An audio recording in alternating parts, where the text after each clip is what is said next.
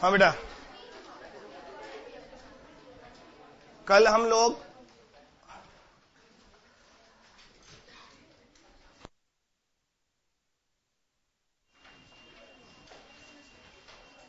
Surface tension में excess pressure तक discuss कर चुके हैं। कुछ पॉइंट्स बचे हुए हैं, स्पेशल पॉइंट्स टाइप हैं, उन्हें और डिस्कस करना है, फिर चैप्टर कंप्लीट हो जाएगा।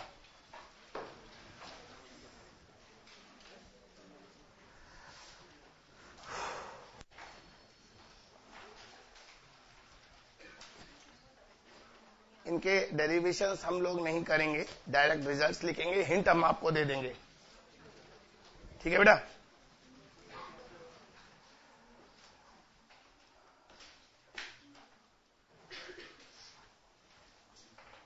जैसे आपको हमने बताया कि एक लिक्विड ड्रॉप के अंदर का प्रेशर बाहर के प्रेशर से ज्यादा होता है।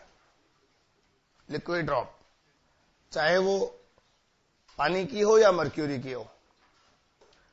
लेकिन लास्ट लेक्चर में एक डिस्कशन किया था कि अगर हम दो प्लेट्स के बीच में एक पानी की ड्रॉप को फंसा दें तो उसकी शेप ऐसे हो जाती है।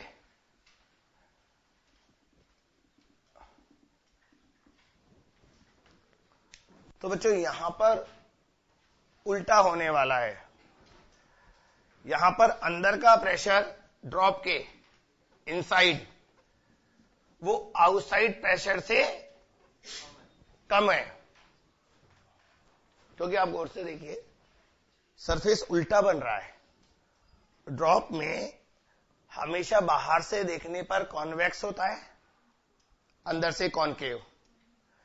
कॉनकेव साइड का प्रेशर कॉन्वेक्स साइड के प्रेशर से हमेशा ज्यादा होता है। इसको सिंपल वर्ड्स में समझने के लिए आप ये मान लीजिए, जैसे ये एक फ्लैट सरफेस है, यहां प्रेशर बढ़ाओगे तो यहां गड्ढा बन जाएगा ना, तो ये कॉनकेव साइड हो जाएगी। Concave side pressure convex side के प्रेशर से ज्यादा होता है। तो यहां पर सही बोला हूं मैं? बाहर कॉनकेव है, गड्ढा इधर से बन रहा है, तो बाहर का प्रेशर अंदर के प्रेशर से ज्यादा होगा। तो बच्चों एक स्पेशल केस हो गया ना। हम लोग तो हमेशा अभी यही पढ़ते आए हैं कि अंदर का प्रेशर बाहर के प्रेशर से ज्यादा होता है। तो दिस इज रिवर्स सिचुएशन। तो ऐसे कुछ पॉइंट्स आप लोग लिखकर 1 2 3 4 नंबर डालकर लिखते रहिए। लिख लीजिए स्पेशल पॉइंट्स या इंपॉर्टेंट पॉइंट्स।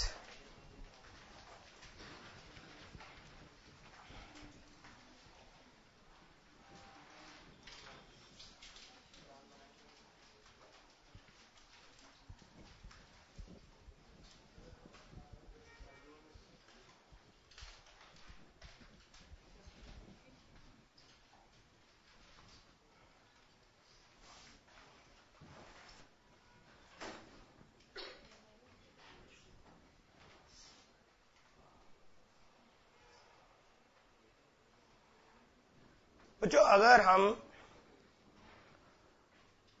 दो अलग अलग रेडियस के, डिफरेंट रेडियस के सोप बबल ले लें, R1 और R2, फिर उन्हें हम पास लाएं और एक दूसरे से टच करा दें, तो जहां पर दोनों बबल एक दूसरे को टच करेंगे वहां पर जो सरफेस बनेगा, एक तीसरा सरफेस कांटेक्ट वाला, उसका रेडियस ऑफ कर्वेचर बिल्कुल डिफरेंट होगा इन दोनों के रेडियस से। क्योंकि जो इन दोनों के प्रेशर का रिजल्टेंट प्रेशर बचेगा, आप ये कह लीजिए एक तरफ प्रेशर 40/R1 है, दूसरी तरफ 40/R2 है।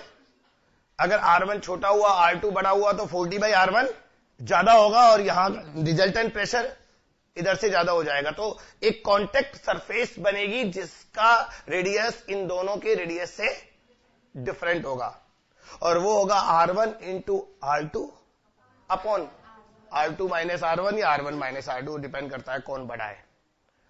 तो सेकंड पॉइंट में एक लाइन लिख लो पहले। बच्चों इसमें आपने ये नोट कर लेना, this is water drop between two glass plates. बस इतना सा लिख लो, ये है क्या? Water drop between two glass plates.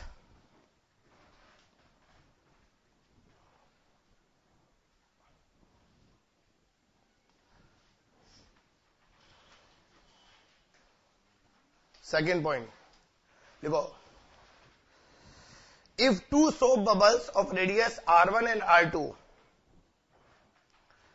if two soap bubbles of radius R1 and R2 are brought in contact,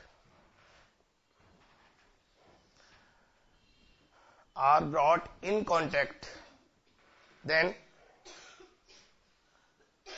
radius of curvature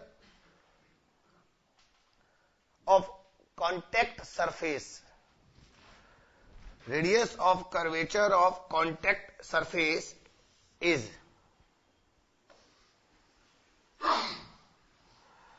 तो बच्चों यहां पर जैसे इस बबल का रेडियस R1 है और इस बबल का रेडियस R2 है, जब इन्हें पास लाया, टच कराया, R2 छोटा है तो इसमें प्रेशर ज्यादा होगा, तो यहां पर जो सरफेस बनेगा वो कुछ ऐसे बनेगा, ऐसे।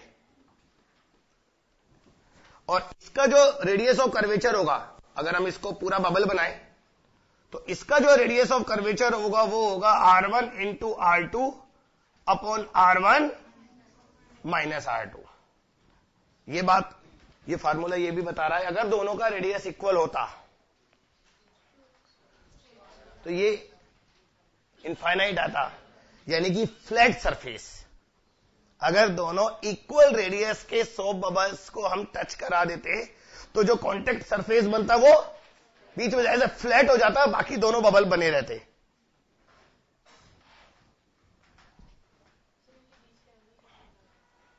बीच के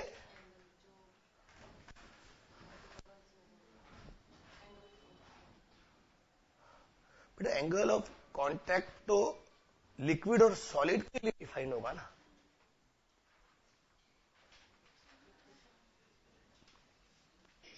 एंगल ऑफ कांटेक्ट हम कहां डिफाइन करते हैं? जब एक लिक्विड एक सॉलिड के कांटेक्ट में आता है। यहां पर ऐसा कुछ नहीं है, ये तो दोनों सेम है, जहां जो कोहेसिव फोर्स है, एडेसिव तो है ही नहीं। यहां तो अगर हमें इसको डिराइव करना है तो मैंने कहा ना, एक हिंट दे देता हूं। इसका pressure 40/R1, P0 plus 40/R1, बाहर का P0।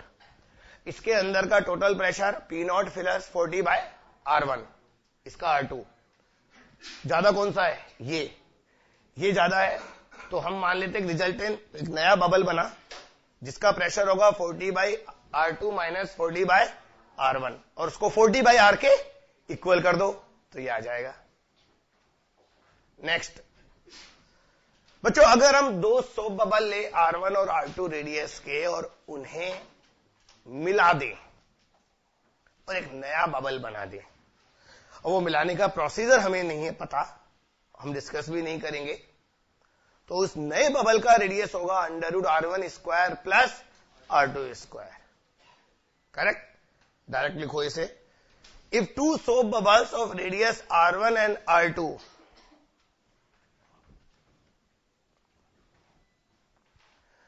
if two soap bubbles of radius R1 and R2 are merged and form a new bubble,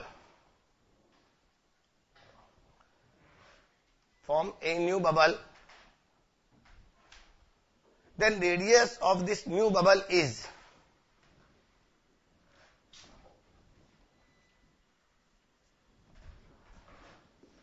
R is equals to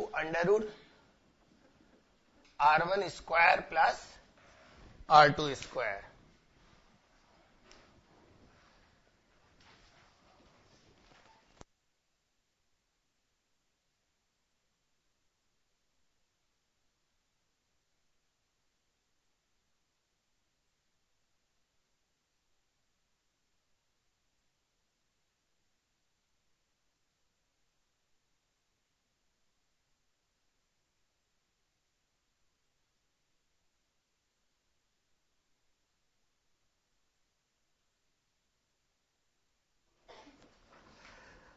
बच्चों, आपने देखा होगा कि अगर हम दो ग्लास प्लेट्स को गीला कर दें और एक दूसरे के ऊपर रख दें तो उन्हें अलग करना बहुत मुश्किल हो जाता है, बहुत ज्यादा फोर्स लगाना पड़ेगा। तो अगर दो ग्लास प्लेट्स के बीच में टी थिकनेस की, स्मॉल टी इज थिकनेस की एक लिक्विड फिल्म बन जाए, तो उन दोनों ग्लास प्लेट्स को अलग करने के लिए हमें जितना फोर्स रिक्वायर्ड है होगा वो है 2AT/T। ये सरफेस टेंशन है, ये एरिया ऑफ प्लेट है या एरिया ऑफ फिल्म, और small T is the thickness of the film. ये मिलीमीटर से भी पतला होगा फिल्म की थिकनेस, इसलिए फोर्स बहुत ज्यादा होगा। पानी का सरफेस टेंशन कितना होता है अंदाजा है? 0.072 न्यूटन पर मीटर। और नीचे अगर 10⁻⁻⁴ भी ले लूं तो ऊपर 7.2 इंटू 10⁻⁻² हुआ 0.072 और नीचे -4, तो वो लगभग 720 हो गया। और फिर 2 से और a से मल्टीप्लाई करना और बाकी है। समझ रहे हैं आप? मैं आपको बता रहा हूं बहुत सारा न्यूटन आएगा। तो नंबर 4 लिखो। If a liquid film of thickness small t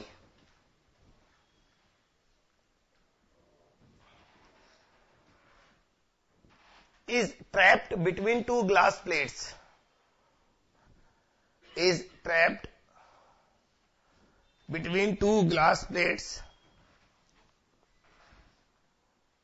then force required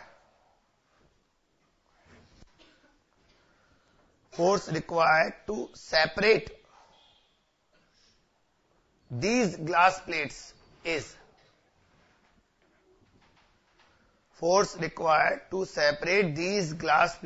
is F is equals to 2 capital A capital T upon small t।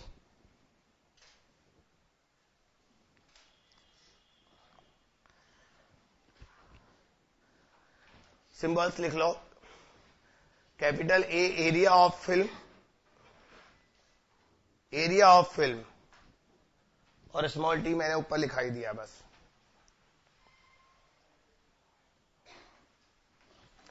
जो हमने कैपिलरी का डेरिवेशन किया था कल, अगर उसी बेसिस पर हम एक दूसरा क्वेश्चन सॉल्व करें कि हमारे पास कैपिलरी नहीं है, दो पैरेलल प्लेट्स हैं। शायद ये क्वेश्चन T20 में आया होगा, नहीं आया हो तो सुन लीजिए।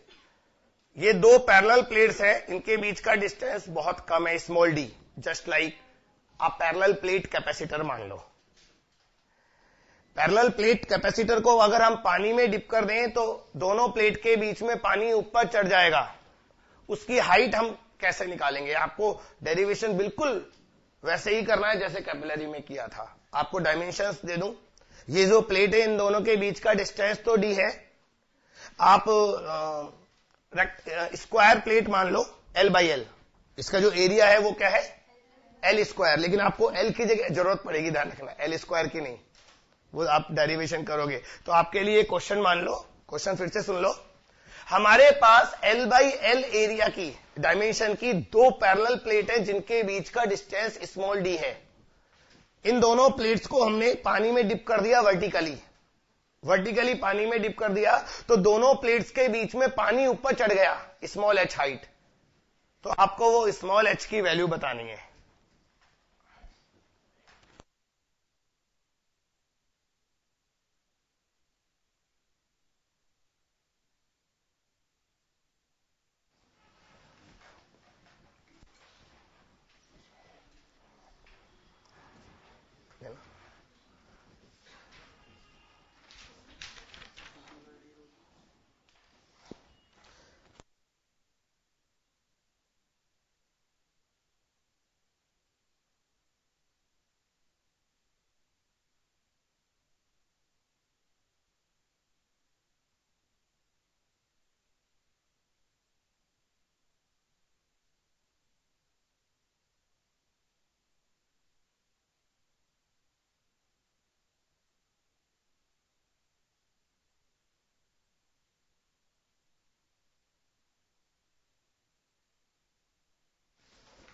देखिए, ये दो पैरेलल प्लेट्स हैं, इन्हें जब पानी में डिप किया तो पानी इतना ऊपर चढ़ गया। ये 2πr नहीं है। यहां पर जो फोर्स लगेगा, बच्चों एंगल ऑफ कांटेक्ट फिलहाल 0 मानना है। 0 मानना है तो फोर्स जस्ट ऊपर लगेगा। मेरा बच्चा फोर्स होता है T इंटू एल। वहां पर L 2πr था कैपिलरी वाले केस में। यहां अंदर डेप्थ कितनी है? L। तो फोर्स लगेगा T इंटू एल, और T इंटू एल इधर लगेगा। वहां 2πr एक ही था, यहां L 2 है। इस प्लेट पर TL ऊपर और इस प्लेट पर TL ऊपर। तो पानी जब तक ऊपर चढ़ेगा जब तक ये फोर्स 2TL mg को बैलेंस ना कर दे। अब mg कितना आएगा? डेंसिटी तो रो मान लो। बेटा ये वाला पानी तो हम नेग्लेक्ट मानेंगे, ये वाला इसको छोड़ो, ये h है। पानी का वॉल्यूम हो गया ये h, ये d और अंदर l। 3 डायमेंशन आ गई ना, l d h, l d h। तो वॉल्यूम हो गया l d h into density into g। बच्चों l कट गया तो h आ गया 2t upon d rho g।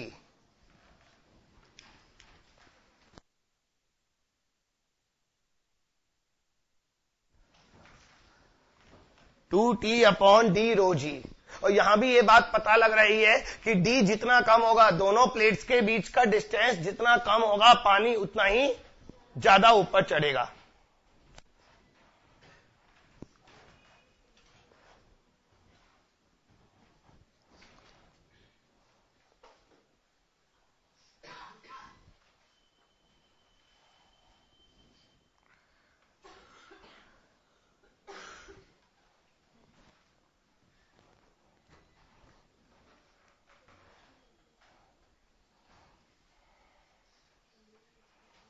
ठीक है, तो बच्चों सरफेस टेंशन को हम यहीं छोड़ रहे हैं।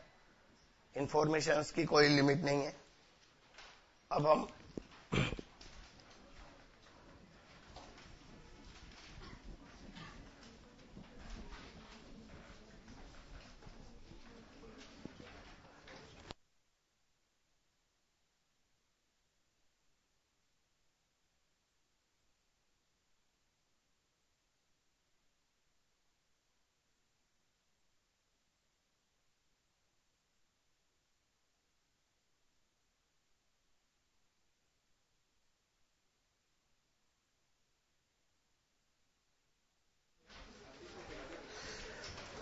इलास्टिसिटी और सरफेस टेंशन के बाद प्रॉपर्टीज ऑफ मैटर का लास्ट टॉपिक है विस्कोसिटी। बच्चों विस्कोसिटी एक तरह से फ्रिक्शन है। हम सॉलिड के बीच में इसको फ्रिक्शन बोलते हैं। यही कह लीजिए लिक्विड की दो लेयर्स के बीच में जो फ्रिक्शन लगता है उसे हम फोर्स ऑफ विस्कोसिटी या विस्कस फोर्स कहते हैं। एक्चुअल में क्या है, जब कोई लिक्विड फ्लो करता है, आप देखिए अगर आप कहीं पर लिक्विड को वेलोसिटी देकर छोड़ दो तो वो भी थोड़ी देर में उसका फ्लो भी रुक जाएगा, क्योंकि लिक्विड की दो डिफरेंट लेयर्स के बीच में जब रिलेटिव मोशन होता है तो वो एक दूसरे के रिलेटिव मोशन को अपोज करती है। ऊपर वाली लेयर नीचे वाली लेयर को आगे पुल करेंगी तो नीचे वाली लेयर ऊपर वाली लेयर को पीछे पुल करेगी, जैसे 2 ब्लॉक सिस्टम में फ्रिक्शन में हम करते हैं। अगर एक ब्लॉक के ऊपर दूसरा ब्लॉक रखकर हम चला दें तो ऊपर वाला ब्लॉक नीचे वाले ब्लॉक को आगे खींचेगा, नीचे वाला ऊपर वाले को पीछे खींचेगा, दोनों के रिलेटिव मोशन थोड़ी देर में 0 हो जाएंगे। जैसे हम यहां पर ये एग्जांपल लेते हैं। आपने रिवर फ्लो देखा होगा, नदी बहती हुई देखी होगी। हमको जो रिवर का फ्लो दिखाई देता है, जो रिवर की वेलोसिटी दिखाई देती है, चाहे वो गंगा जमुना सरस्वती कोई भी हो, हमें वो सिर्फ सरफेस पर ही दिखाई देती है। अगर आप रिवर में नीचे ऑब्जर्व करोगे तो पानी की वेलोसिटी कम होती जाती है, और रिवर बेड जिसे बोलते हैं, बिल्कुल नीचे जाने पर तो पानी की वेलोसिटी ऑलमोस्ट 0 हो जाती है। लिक्विड की वो लेयर जो बिल्कुल सॉलिड के कांटेक्ट में होती है उसकी वेलोसिटी हम 0 मानते हैं, क्योंकि उस पर फ्रिक्शन बहुत ज्यादा लगता है। तो बच्चों इसी तरह अगर हम मान लें कि ये लिक्विड कुछ लेयर से मिलकर बना है, ऐसे,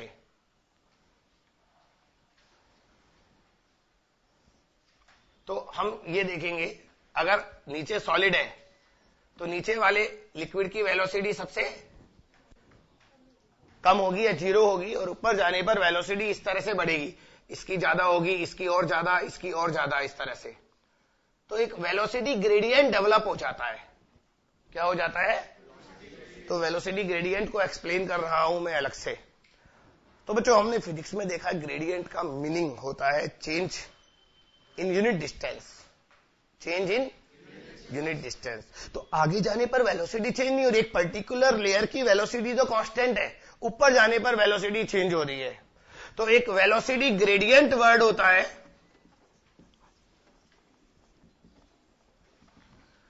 वो होता है change in velocity per unit distance. मतलब अगर हम मान ले इसकी वेलोसिटी v है इस लेयर की, और ऊपर वाली लेयर की वेलोसिटी v प्लस dv है, और इन दोनों लेयर्स के बीच का डिस्टेंस कितना है? dy। तो वेलोसिटी ग्रेडियंट होगा difference in velocity per unit distance, dv by dy। इसकी यूनिट क्या आएगी? Second inverse. ये मीटर पर सेकेंड और ये मीटर, मीटर कट गया, सेकेंड इनवर्स ओनली। ठीक है। तो बच्चों चैप्टर की शुरुआत तो हम न्यूटन्स लॉ ऑफ विस्कोसिटी से करेंगे। न्यूटन जी से शुरुआत होगी, उसके अंदर ये टर्म काम आएगी, तो आप हेडिंग वहीं से लिख लो, न्यूटन्स लॉ ऑफ विस्कोसिटी, और उसमें ये पहले कॉपी कर लो।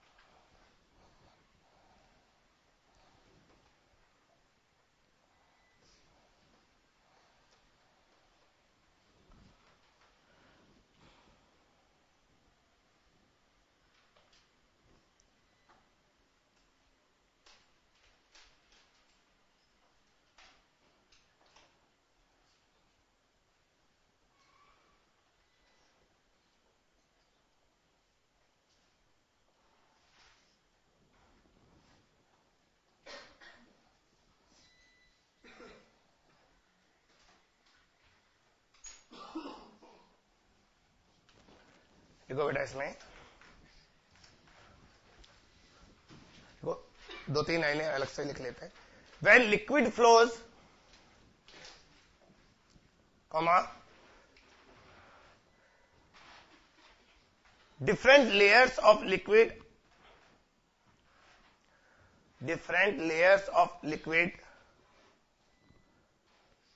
opposes relative motion of each other.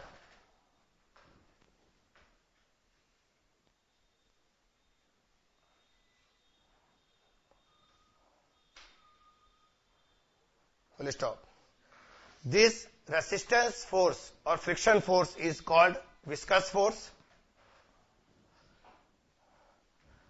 This resistance force is called viscous force, and property of liquid is called viscosity. Property of liquid is called viscosity. अब coefficient of viscosity को अभी हम define करने वाले हैं Newton's law में। ठीक है, नीचे लिखिए, according to Newton viscous force between two layers is directly proportional to, अब डायरेक्टली प्रोपोर्शनल हम वर्ड्स में नहीं लिखेंगे, यहां लिखेंगे according to Newton viscous force between two layers इधर देखिए, यस बच्चों यहां पर ये डिफरेंस आ जाता है सॉलिड में और लिक्विड के फ्रिक्शन में। सॉलिड के फ्रिक्शन में कभी हमने एरिया नहीं लिया ना, यहां पर लिक्विड लेयर का जो एरिया है उसके भी डायरेक्टली प्रोपोर्शनल होता है। और दूसरी बात, वहां वेलोसिटी पर भी डिपेंड कहां करता है। अगर मान लो एक ब्लॉक के रेस्पेक्ट में दूसरा ब्लॉक स्लाइड कर भी रहा है तो काइनेटिक फ्रिक्शन लगता था, काम खत्म, चाहे उसकी वेलोसिटी कितनी भी हो। लेकिन यहां पर एक लेयर के रेस्पेक्ट में अगर दूसरी लेयर की वेलोसिटी ज्यादा है तो फ्रिक्शन ज्यादा लगेगा। ये दो डिफरेंस है जो सॉलिड के फ्रिक्शन और लिक्विड के फ्रिक्शन के बीच में है। पहला एरिया पर डिपेंड करता है, वहां नहीं करता था। दूसरा यह रिलेटिव वेलोसिटी पर डिपेंड करता है, वहां नहीं करता था। तो बच्चों according to Newton force of viscosity between two layers is directly proportional to area and proportional to velocity gradient. Minus sign show कर रहा है कि force is opposite to the relative motion, force is opposite to the relative motion. And beta constant of proportionality eta, this is called coefficient of viscosity. Eta is called coefficient of viscosity. इसकी SI unit kilogram into metre inverse into second inverse होगी, जिसे क्या बोलते हैं PI, तो उसका symbol है, इसे पॉइजोली कहते हैं। क्या बोलते हैं? और CGS unit gram centimetre inverse और सेकेंड इनवर्स होगी, जिसे पॉइस कहते हैं, POISE। क्या बोलते हैं? पॉइस। और एक पॉइजोली 10 पॉइस होगा, वो आप खुद कन्वर्ट कर सकते हैं। इसको ग्राम में कन्वर्ट करेंगे 10 टू द पावर 3 आएगा, और ये 10 टू द पावर सेंटीमीटर में कन्वर्ट करेंगे -2 आएगा, तो वो 10 बचेगा। 1 पॉइजोली इज 10 पॉइस। लेकिन पॉइजोली आपको बहुत कम लिखा मिलेगा। जब SI यूनिट की बात करते हैं तो आपको ये किलोग्राम मीटर इनवर्स और सेकेंड इनवर्स ही लिख कर देंगे, इसलिए बहुत कम लोगों को पता है पॉइजोली।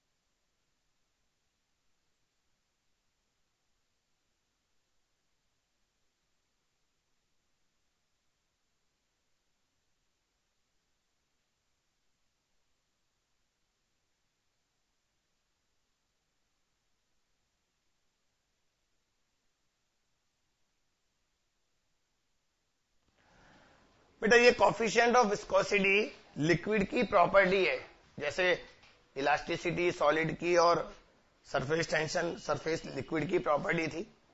तो लिक्विड की प्रॉपर्टी है, इसलिए लिक्विड के डायमेंशंस पर डिपेंड नहीं करेगी, लेकिन फिजिकल कंडीशंस पर करेगी। और दूसरी बात, विस्कोसिटी फ्लूइड प्रॉपर्टी है, तो ये गैसेस में भी होती है, क्योंकि गैसेस में भी फ्लो में कुछ ना कुछ तो रुकावट आती है, चाहे वो मॉलिक्यूल्स की टक्कर की वजह से आए। तो नीचे ये बात लिखो, viscosity is property of fluid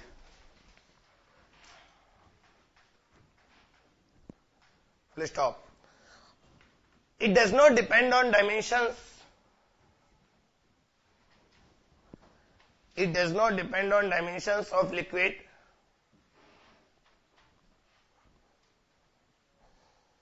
but it depends on physical conditions.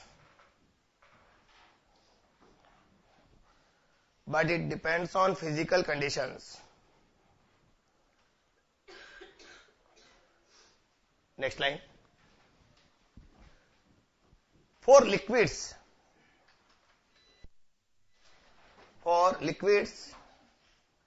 viscosity decreases on increasing the temperature. Viscosity decreases on increasing the temperature.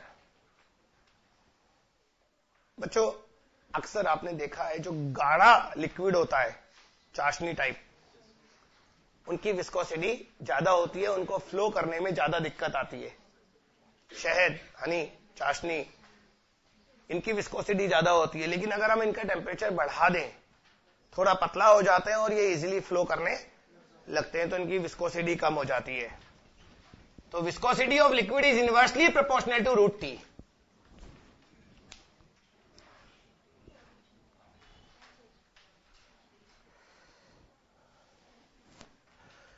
लेकिन बेटा गैसेस में उल्टा होता है, क्योंकि गैसेस का टेम्परेचर बढ़ाने पर उनका रैंडमनेस, मोशन बढ़ता है, तो ज्यादा टक्कर होती है, ज्यादा अपोजिशन होता है.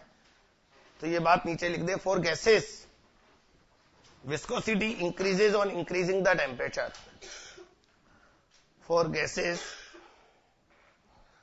Viscosity increases on increasing the temperature. It is proportional to root T, directly proportional to.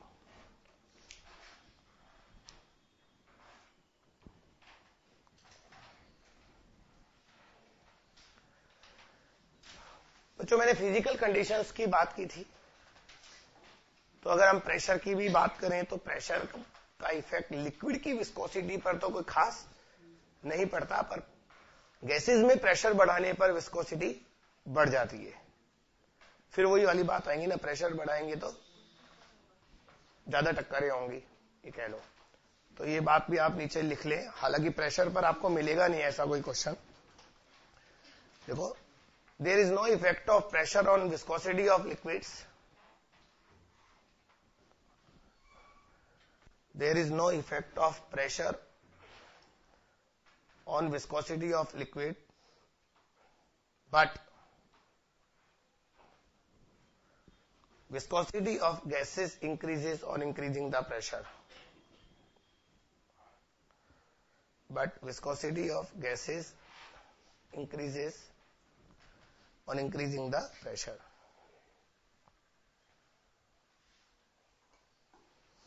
तो बच्चों न्यूटन्स लॉ पर क्वेश्चन कैसे बनते हैं वो देखते हैं.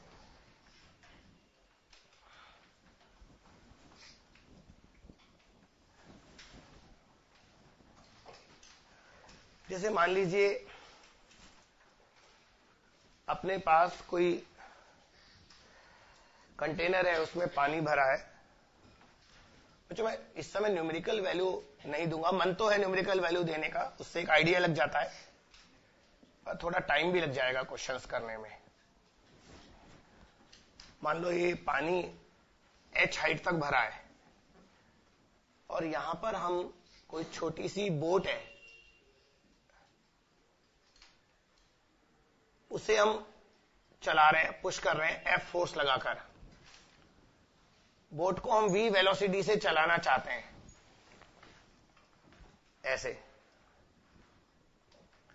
तो बच्चों हमें फोर्स लगाना पड़ेगा ड्यू टू विस्कोसिटी. हालांकि फोर्स बहुत कम होगा.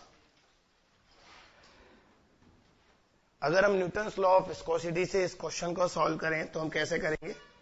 माइनस तो हटा रहा हूं मैं, वो तो डायरेक्शन है. F is equals to eta A change in velocity upon distance.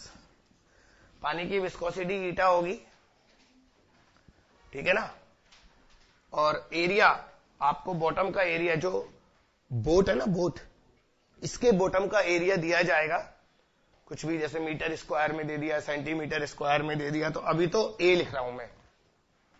अब आप बताइए वेलोसिटी ग्रेडियंट की वैल्यू आप क्या लोगे.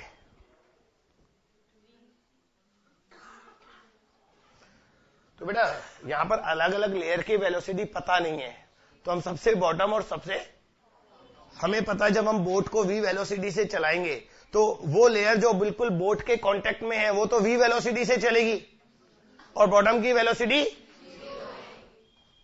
तो बच्चों चेंज इन वेलोसिटी v आ गया कितने डिस्टेंस में, ये आंसर आ गया. न्यूमेरिकल वैल्यू पुट कर देंगे, इसमें जो भी होगी, विस्कोसिटी ऑफ वाटर दे देगा, एरिया ऑफ बोट दे देगा, वेलोसिटी दे देगा, हाइट दे देगा, पुट कर देंगे।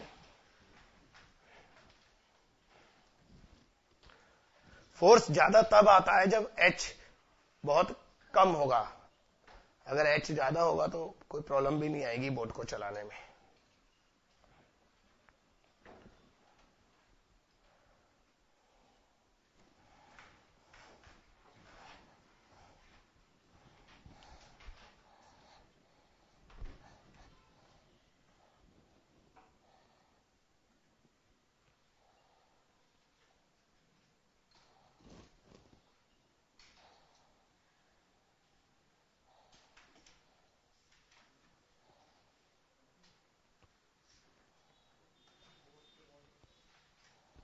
ये बात मेंशन कर देना, एरिया ए क्या है, bottom of boat, area of bottom.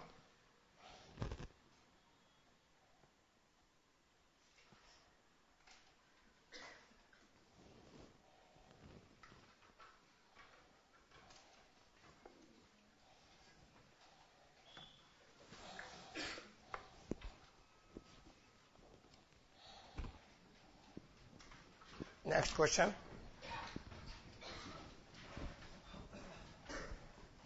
बच्चों इस चैप्टर में सबसे इंपॉर्टेंट टॉपिक तो अभी आएगा। मैंने देखा अक्सर न्यूटन्स लॉ पर क्वेश्चन ज्यादा नहीं बनते और नहीं आते। इस चैप्टर में टर्मिनल वेलोसिटी के क्वेश्चन सबसे ज्यादा इंपॉर्टेंट है, जो बस पढ़ने ही वाले हैं। बच्चों नेक्स्ट क्वेश्चन है मेरा, एक 30 डिग्री का इंक्लाइन प्लेन है, इस पर एक ब्लॉक रखा है, क्यूबिकल ब्लॉक, ऐसे।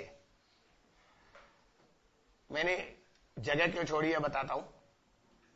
दरअसल है ना, इस इंक्लाइन प्लेन के ऊपर एक कोई ऑयल फैला हुआ है, ऑयल या कोई ग्रीस टाइप लगा हुआ है। ग्रीस जानते हैं ना आप? तो किसी ऑयल की लेयर बिछी हुई है यहां पर, ऐसे। ये ब्लॉक 10 मीटर पर सेकेंड की कांस्टेंट वेलोसिटी से नीचे स्लाइड कर रहा है। ब्लॉक का मास 20 केजी है, 20 केजी, और क्यूबिकल ब्लॉक है जिसकी साइड 2 मीटर है, 2x2, बॉटम भी 2x2 होगा। ये जो ऑयल है इसकी विस्कोसिटी है 0.1 पॉइस।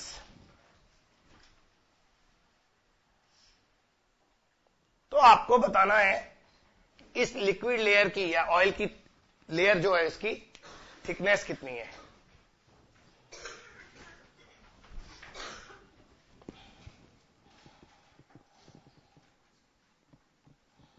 क्यूबिकल ब्लॉक है जिसका मास 20 केजी है, साइड 2 मीटर है, 10 मीटर पर सेकेंड की कांस्टेंट वेलोसिटी से नीचे आ रहा है।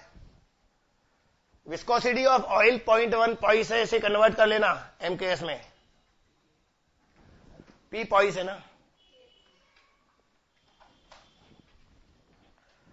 तो आपको बताना है इस ऑयल लेयर की थिकनेस कितनी होगी।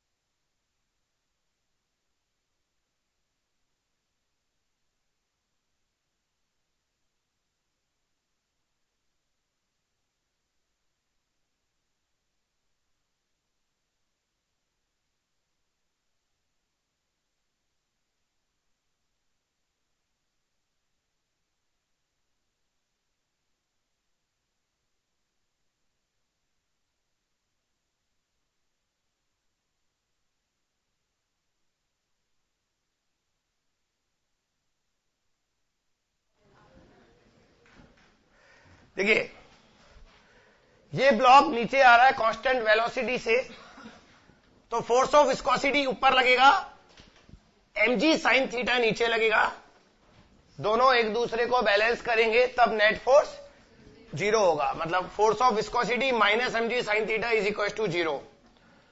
बेटा फोर्स ऑफ विस्कोसिटी कितना होगा, eta A delta v upon t. T क्या है, thickness. Thickness thickness velocity gradient हम कैसे निकालते हैं, अगर ब्लॉक वी वेलोसिटी से नीचे आ रहा है तो सबसे ऊपर वाली लेयर जो होगी उसकी वेलोसिटी वी होगी, और सबसे नीचे वाली जो इंक्लाइन प्लेन के कांटेक्ट में है उसकी वेलोसिटी 0 होगी। तो वेलोसिटी डिफरेंस कितना आ गया, वी, बल्कि मैं डेल्टा वी को वी लिख दूं, और ये जो थिकनेस है वो डिस्टेंस बन जाएगा। बेटा 0.1 तो पहले से ही पॉइस था, इसे एमकेएस में कन्वर्ट करोगे तो 0.01 हो जाएगा। एक पॉइजिली 10 पॉइस था, एक पॉइस 0.1 पॉइजिली होगा, और 0.1 पहले से है, तो ईटा 10 टू द पावर -2, 2/2 का एरिया है, कितना होगा 4 मीटर स्क्वायर।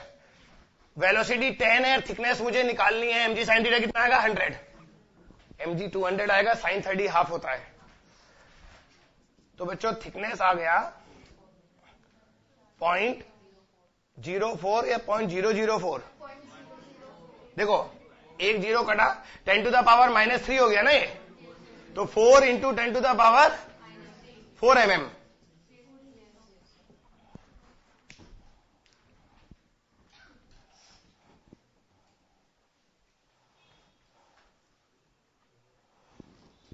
बिना कैलकुलेशन के एक क्वेश्चन और बता रहा हूं, इसमें तो मैंने वैल्यू दे दी। अगर आपको ये कहे दो प्लेट है, एक नीचे एक ऊपर, और इन दोनों प्लेट के बीच में एक लिक्विड लेयर बनी हुई है, ऐसे सुन रहे हैं आप, इस प्लेट को मैं v1 वेलोसिटी से इधर चला रहा हूं और इस प्लेट को v2 वेलोसिटी से इधर चला रहा हूं, तो बच्चों बाकी सब तो आप निकाल ही लोगे, ईटा आपको दे दिया जाएगा, एरिया ऑफ प्लेट भी हम लिख लेंगे। न्यूटन्स लॉ के क्वेश्चन में सिर्फ वेलोसिटी ग्रेडियंट इंपॉर्टेंट है। तो बच्चों यहां पर वेलोसिटी ग्रेडियंट जो आएगा वो आएगा v1 plus v2 upon T, क्योंकि ऊपर वाली प्लेट v1 से इधर जा रही है, नीचे वाली v2 से अपोजिट जा रही है, तो relative velocity v1 plus v2 हो गई, डिवाइडेड बाय थिकनेस। इतना सा अलग से ध्यान रख लेना, बाकी क्वेश्चन में वैल्यू जो होंगी वो पुट कर देना। अब इसके बाद लिखो Stokes law. Stokes law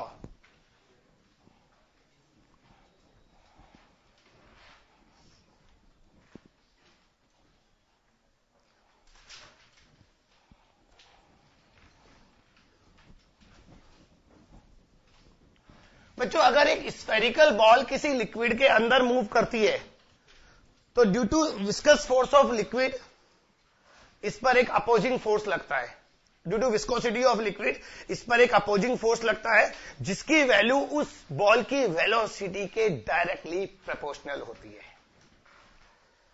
I repeat, अगर एक सॉलिड बॉल किसी लिक्विड के अंदर मूव करे तो लिक्विड की विस्कोसिटी की वजह से इस बॉल पर एक अपोजिंग फोर्स लगता है, उस फोर्स की वैल्यू इसकी वेलोसिटी के प्रोपोर्शनल होती है। अक्सर सॉलिड में वेलोसिटी नहीं आती ना लिक्विड में आती है। बॉल की वेलोसिटी जितनी ज्यादा होगी उस पर विस्कस फोर्स भी उतना ही ज्यादा होगा। दिस इज स्टोक्स लॉ, और कांस्टेंट आता है 6 पाई ईटा आर, वो मैं पूरा लिखा दूंगा अभी। 6 पाई ईटा आर वी, जरूर ये फार्मूला कहीं ना कहीं पढ़ा होगा, ये स्टोक्स लॉ है। देखो, when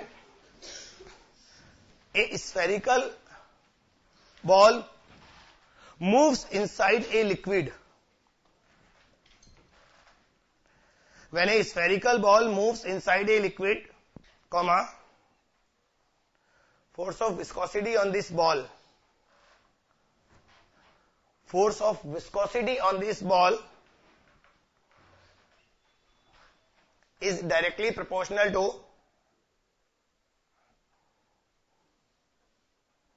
velocity of this ball।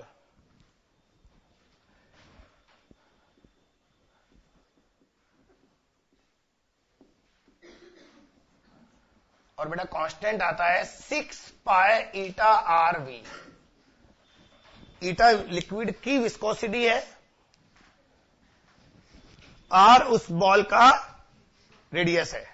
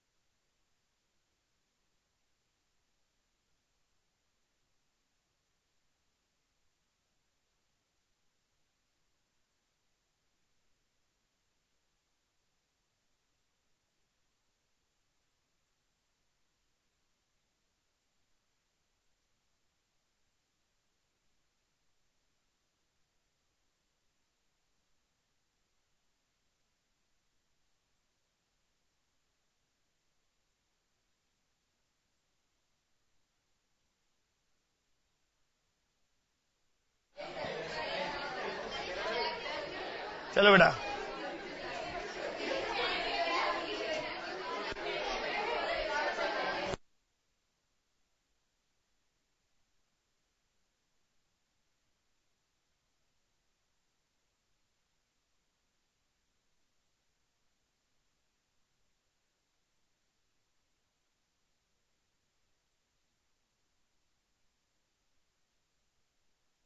अब इसमें लिखिए last topic, terminal velocity. Terminal velocity, बस मैंने कहा ना इस पूरे विस्कोसिटी वाले चैप्टर में, अब इसको चैप्टर बोलते हुए अच्छा नहीं लग रहा क्योंकि आधे घंटे में खत्म हो रहा है, टॉपिक बोलो। तो इस पूरे विस्कोसिटी वाले टॉपिक में इसका वेटेज 80-90% मान लो टर्मिनल वेलोसिटी का, क्योंकि इसमें है क्या, न्यूटन्स लॉ और स्टोक्स लॉ। न्यूटन्स लॉ पर ज्यादा क्वेश्चन नहीं होते, स्टोक्स लॉ पर होते हैं। टर्मिनल वेलोसिटी बच्चों हमारे फिजिक्स में और भी जगह काम आती है। इवन मैं अभी EMI पढ़ाऊंगा, वहां पर भी वायर की टर्मिनल वेलोसिटी हम निकालेंगे। तो कॉन्सेप्ट सेम है। तो पहले आपको उस कॉन्सेप्ट को समझना है कि टर्मिनल वेलोसिटी क्या होती है और बॉडी इसे अचीव कब करती है। मान लीजिए हमारे पास एक बहुत लंबा लिक्विड कॉलम है, वर्टिकल कॉलम है, इसमें पानी भरा है और इसमें हमने एक बॉल को छोड़ दिया। बच्चों जब हम बॉल को रिलीज करेंगे, बॉल की डेंसिटी लिक्विड की डेंसिटी से ज्यादा है, इसलिए बॉल नीचे तो जाएगी। अगर उल्टा कर दिया, बॉल की डेंसिटी लिक्विड की डेंसिटी से कम ले ली, तो ये फ्लोट करने लग जाएगी, नीचे नहीं जाएगी। तो डेंसिटी का कोई पंगा नहीं है। तो बॉल नीचे जाना शुरू करेगी। शुरू में इस पर सिर्फ 2 फोर्स लगेंगे, नीचे mg, ऊपर बॉयंसी। लेकिन चूंकि डेंसिटी ऑफ सॉलिड ज्यादा है, इसलिए mg बॉयंसी से ज्यादा होगा। इसकी जैसे जैसे वेलोसिटी बढ़ेगी, वैसे वैसे विस्कस फोर्स बढ़ने लगेगा। और एक ऐसी कंडीशन आएगी जब विस्कस फोर्स और बॉयंसी फोर्स मिलकर mg को बैलेंस कर देंगे और बॉल पर टोटल फोर्स। बच्चों रिमेंबर, यहां से इस कंडीशन तक पहुंचने तक बॉल ने वेलोसिटी अचीव कर ली, वरना विस्कस फोर्स कहां से होता अगर वेलोसिटी नहीं होती तो। अब फोर्स 0 हो गया, लेकिन वेलोसिटी 0 नहीं है, इसलिए बॉल इस कांस्टेंट वेलोसिटी से नीचे आएगी, रुकेगी नहीं, कांस्टेंट वेलोसिटी से नीचे आएगी। This constant velocity is called terminal velocity. तो यहां पर तो इसकी वेलोसिटी 0 थी, मान लो यहां पहुंचने पर इसकी वेलोसिटी हो गई v। तो बच्चों ऊपर लगेंगे 2 फोर्स, बॉयंसी प्लस विस्कस, और नीचे लगेगा mg। तो टर्मिनल वेलोसिटी पर बॉयंसी और विस्कस मिलकर mg के बराबर होंगे। विस्कस फोर्स होगा 6 पाई ईटा rv, और इसको मैं vt लिख रहा हूं, t फॉर टर्मिनल। बेटा बॉयंसी v रो g, v रो किसका, करेक्ट, लिक्विड का। और mg में वॉल्यूम तो v आएगा सेम, क्योंकि बॉल का वॉल्यूम उतना ही है जितना लिक्विड को डिस्प्लेस किया है। लेकिन mg में डेंसिटी जो आएगी वो सॉलिड की आएगी। थोड़ा सा इसे सॉल्व करते हैं। 6 pi eta r v, v common, rho solid minus rho liquid into g. बच्चों स्फेरिकल बॉल है तो 4/3 पाई आर क्यूब होगा, और इसे सॉल्व करने के बाद जो आएगा वो मैं लास्ट स्टेप लिख रहा हूं। टर्मिनल वेलोसिटी आएगा 2/9 r square g, rho solid minus rho liquid divided by eta.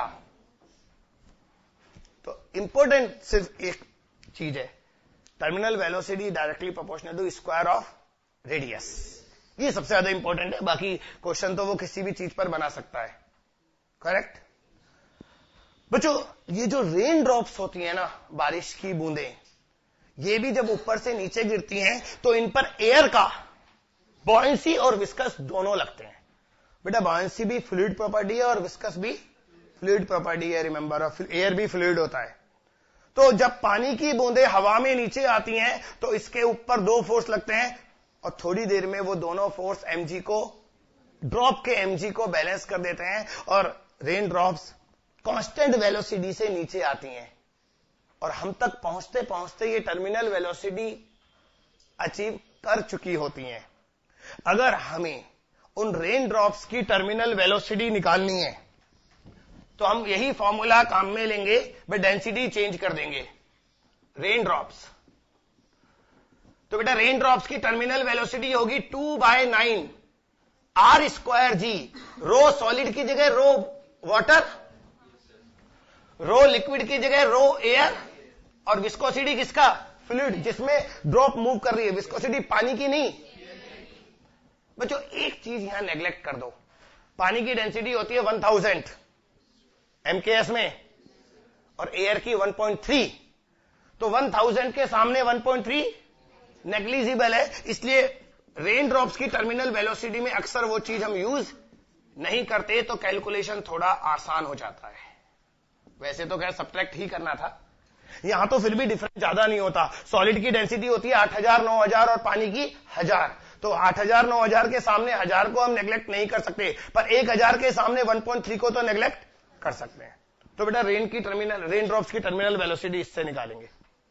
तो ये कंप्लीट कॉपी करो आप, इस पर क्वेश्चन कराऊंगा मैं।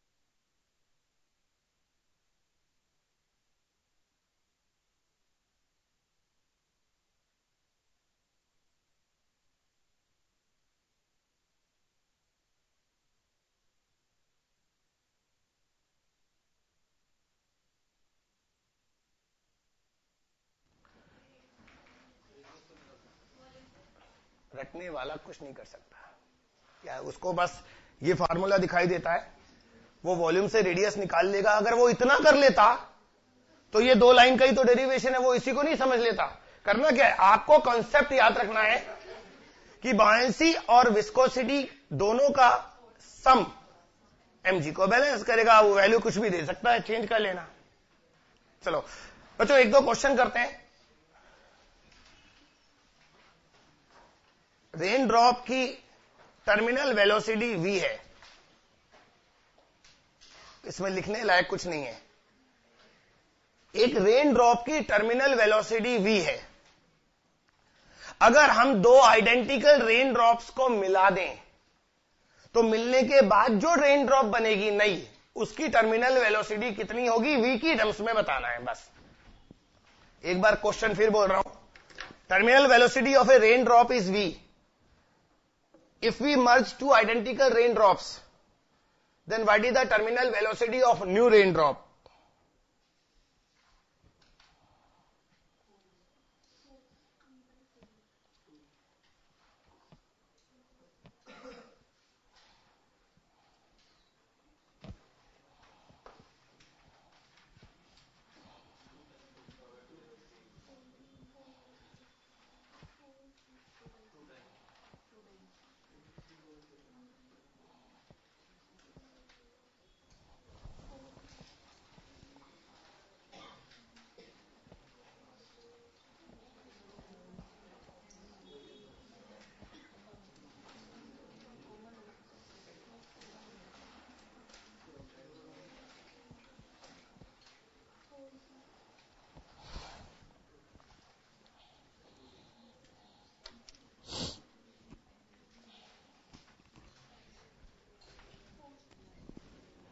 देखो बेटा, अगर हम दो रेन ड्रॉप्स को मिला दें तो रेडियस हम निकालेंगे। ये कैलकुलेशन हम पहले कई बार कर चुके हैं। दोनों रेन ड्रॉप्स का वॉल्यूम एक सिंगल वॉल्यूम रेन ड्रॉप के वॉल्यूम के बराबर होगा, तो कैपिटल आर आएगा 2⁻⁴ इंटू स्मॉल आर। हमें पता है बेटा, terminal velocity is directly proportional to square of radius, तो v dash upon v, capital R upon small r का होल स्क्वायर आएगा, तो 2⁻²/3। तो नई टर्मिनल वेलोसिटी आ गई 2⁻² या 4⁻⁴ into v।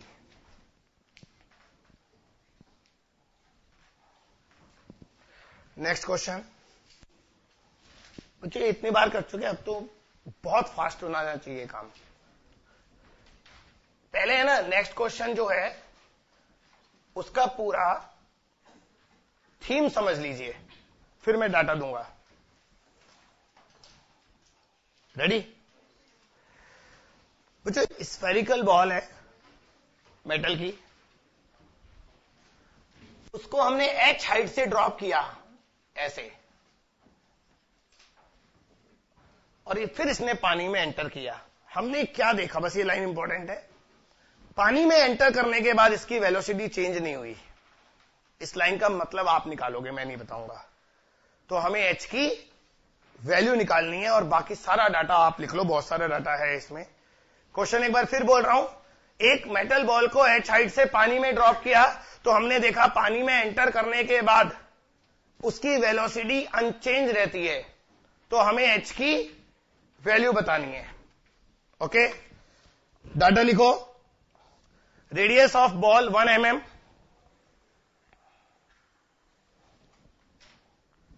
Density of ball 10,000, SI unit है सारी, kilogram per metre cube. Density of water 1000, viscosity of water 1 milli newton per metre कर लो, 1 milli newton per metre. Okay, चलिए आप h की वैल्यू मुझे बताइए।